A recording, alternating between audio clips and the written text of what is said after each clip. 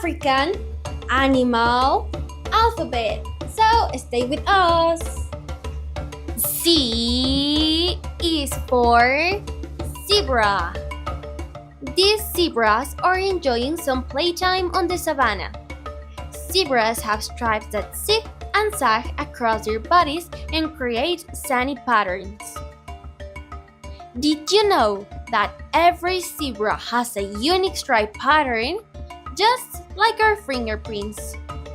Now I understand Alex when he was looking for Madre in between all that zebras.